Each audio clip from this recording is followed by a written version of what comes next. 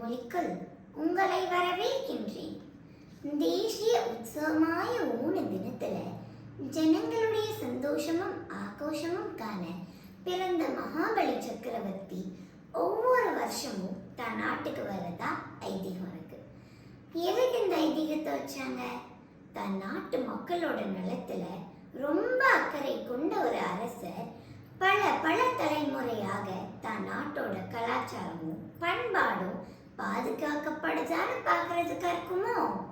அந்த பண்டிகையை கொண்டாடுற மக்களோட பாரம்பரியம், பண்பாடு, கலாச்சாரம், அந்த நாட்டோட உணவு, உடை, மொழி, இசை, மக்களோட பழக்க வழக்கங்கள், அவங்களோட இணக்கம்னு ஒரு மாபெரும் அம்சத்தை உள்ளடக்கிய ஒரு விழாவா அது இருக்கு. இந்த ஒட்டுமொத்த அம்சத்தையும் அப்படியே அள்ளி வந்து அது ஒரு மாபெரும் விழாவை கொண்டாடுறதே ஒரு பெரிய சுவாரஸ்யம் தானே. இப்போ கேரளா மக்கள் மட்டுமா இந்த ஓணம் பண்டிகையை கொண்டாடுறாங்க? இல்லையே.